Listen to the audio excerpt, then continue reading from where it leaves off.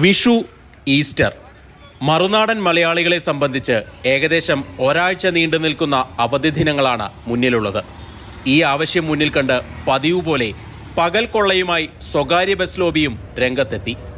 സാധാരണ നിലയ്ക്ക് 1500 രൂപ പരമാവധി വരുന്ന ബംഗളൂരു എറണാകുളം യാത്രയ്ക്ക് വിഷുവിനോട് അടുത്ത ദിവസങ്ങളിലെ നിരക്ക് ഒന്നു നോക്കൂ. 2500 മുതൽ 5000 രൂപ വരെ ഈടാക്കുകയാണ് സ്വകാര്യ ബസ്സുകൾ. 4 പേരടങ്ങുന്ന കുടുംബം നാട്ടിൽ പോയി വരണമെങ്കിൽ പോക്കറ്റ് കാലിയാകുമെന്ന് ചുരുക്കം. ചിന്തിക്കാൻ പോലും പറ്റില്ല. പ്രത്യേകിച്ച് ഒരു 5 മെമ്പർ ഫാമിലിയൊക്കെ ഒന്നിച്ച് പോവാന്ന് പറയുന്നത് ഒരു വലിയൊരു എമൗണ്ട്. പോക്കും പോകുന്നതും തിരിച്ചു വരുന്നതും വലിയൊരു എമൗണ്ട് നമ്മൾ കൊടുക്കേണ്ട ഒരു അവസ്ഥയാണ് ഇപ്പം. ഈ വിലക്കയറ്റത്തെ സ്വർണ്ണവിലയിലെ കുതിപ്പിനോട് ഉപമിക്കുകയാണ് മറുനാടൻ മലയാളികൾ. 1/2 ഗ്രാം പൊന്നിൻ്റെ ഒരു റേറ്റിൻ്റെ അടുത്ത് എത്തിയിരിക്കുകയാണ്.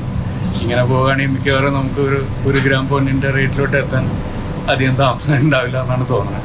വിഷു മാത്രമല്ല, തൊട്ടു പിന്നാലെ വരുന്ന ഈസ്റ്റർ ദിനങ്ങളിലും നിരക്ക് റോക്കറ്റ് പോലെ കുതിച്ചുയരുകയാണ്. 3000 മുതൽ 5000 രൂപ വരെയാണ് ഏറ്റവും കൂടുതൽ ആവശ്യക്കാരുള്ള പെസഹ വ്യാഴം ദിനത്തിലെ നിരക്ക്. അറൗണ്ട് 5000-4000 റുപ്പീസ് വരുന്നുണ്ട്. അപ്പോൾ നമ്മളൊരു ഫുൾ ഫാമിലി നാട്ടിലേക്ക് പോയിട്ട് വരണമെങ്കിൽ തന്നെ അവൈലബിലിറ്റി ഒരു ഇഷ്യൂ ആണ്. പിന്നെ അല്ലാതെ തന്നെ ഒരു സ്വർണത്തിൻ്റെ വില കുതിച്ചുയർന്ന പോലെ തന്നെ ബസ് റേറ്റും ഒത്തിരി കൂടുതലാണ്. ബസ് ലോബിയെ പിടിച്ചുകെട്ടാൻ നടപടികൾ വേണമെന്ന ആവശ്യത്തിന് വർഷങ്ങളുടെ പഴക്കമുണ്ട്. ട്രാൻസ്പോർട്ടേഷൻ അതോറിറ്റീസ് ഇതിനെക്കുറിച്ച് എന്തെങ്കിലും ഒരു മെഷേഴ്സ് എടുത്ത് റെമഡിയൽ മെഷേഴ്സ് ആണ് നമ്മളുടെ ഒരു റിക്വസ്റ്റ്.